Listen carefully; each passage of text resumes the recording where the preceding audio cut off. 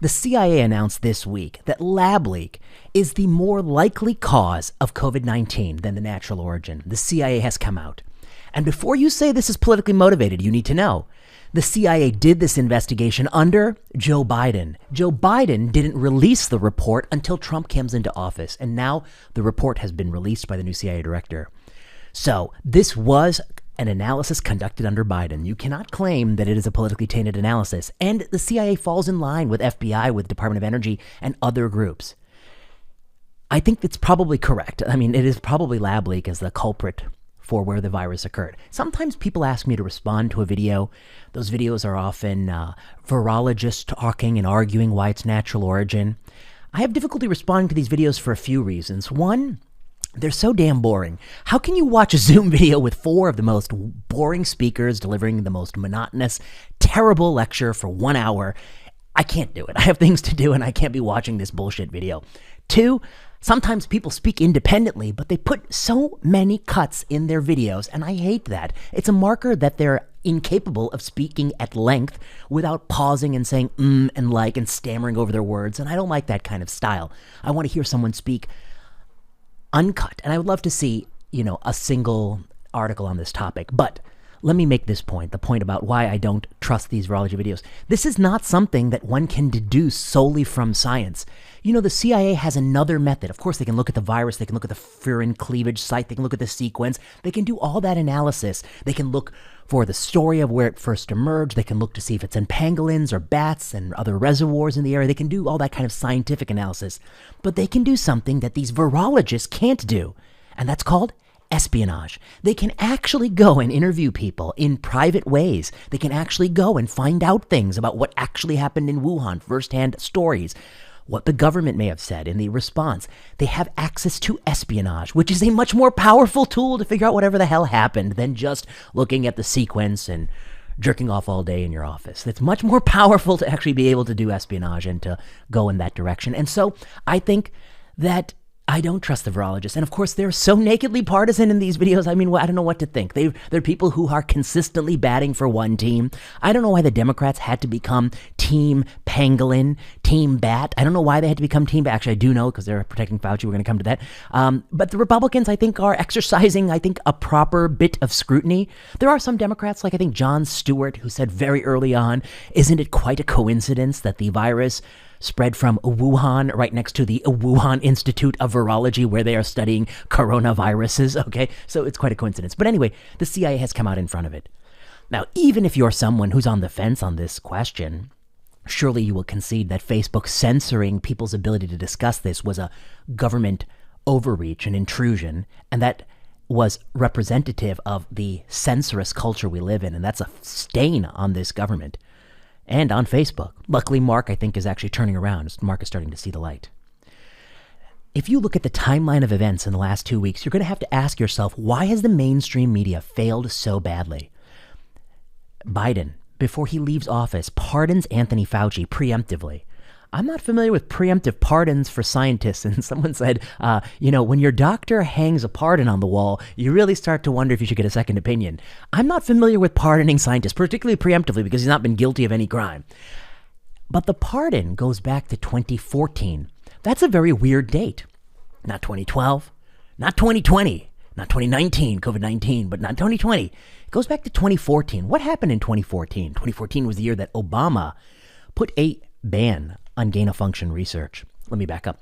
2011 was the year that Fauci, Collins, and others wrote an op-ed in the Washington Post called "A Flu Virus Risk Worth Taking." But that's not when the pardon goes back. It didn't go back to the op-ed where he supported gain-of-function research, thinking that it would lead to cures. In my last video, I make the point that it might have killed 20 million people, but I ain't never heard of no cure that came from it.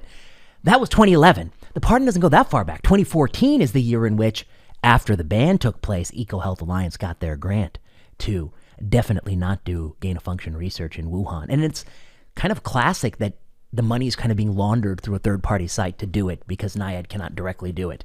And NIAID can't probably fund it in the U.S., so they're laundering it to go to third party.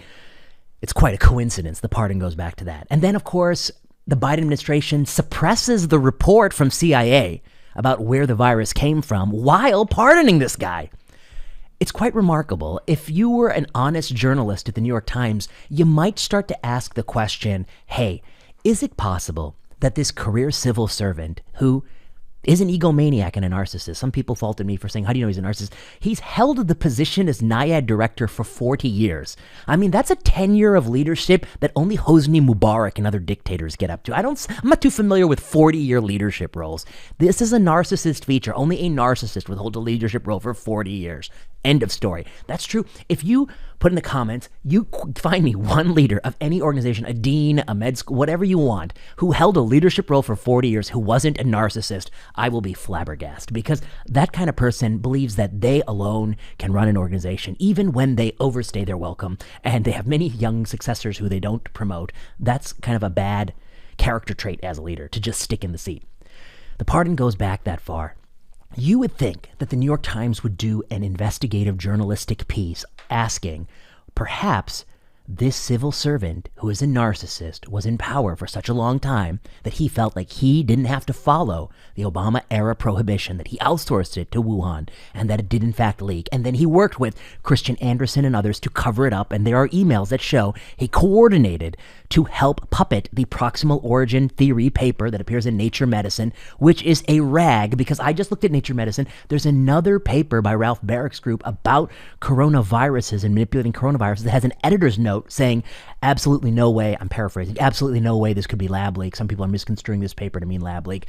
Nature Medicine is, I've got to say, the shittiest journal there is. It is not, it's in the Nature family, but it's the shitty, unsuccessful family member. Nature Medicine is publishing long COVID studies that have the worst methods I've ever seen, and they're all from one group. They're betting real big on this retrospective chart review VA data set. They're publishing proximal origin papers. They're putting these editor notes on things. They are basically a partisan journal that is enacting a partisan agenda, and they're not really scientists at Nature Medicine, so I don't respect them.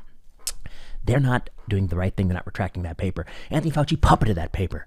He created a narrative where he denied gain-of-function research. He's at least guilty of perjury. And now the Biden administration pardons him and then suppresses the CIA report. We actually don't have the full report yet. We just have the final takeaway message. But there might be some more damning information there. To me, that's something that a journalist would investigate if they were honest. But unfortunately, the mainstream media is really on Team Fauci. I don't know why. Maybe they got the bobblehead doll early. But they join Team Fauci, and they say a prayer every night to Team Fauci while they clutch their N95 mask under their pillow. And actually, I'm sure they're wearing it.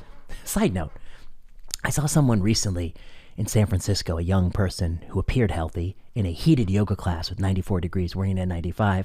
And halfway through the class, this person couldn't participate anymore, had to just lie there recumbent. I was worried that the person might die. Here's something that's not discussed, that if you're wearing an N95 in a heated yoga class in 2025, you've lost your mind. You can either stay, if you want to be a recluse and a hermit and live in a bunker, you can do that.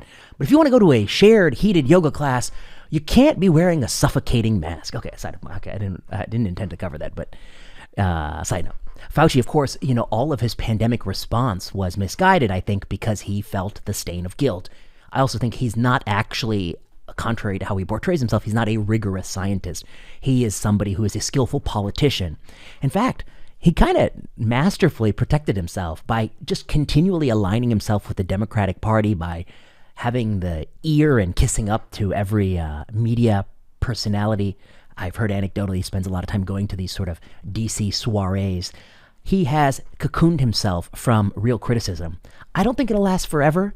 I suspect he's an old man. I don't know how much longer he's got in this world. I suspect that he will eventually face a correction in his reputation. I hope it happens while he's still alive. I hope he lives a long time so that he can witness the truth come out. But I do worry it might happen posthumously. I mean, he's an old man. He's in his 80s.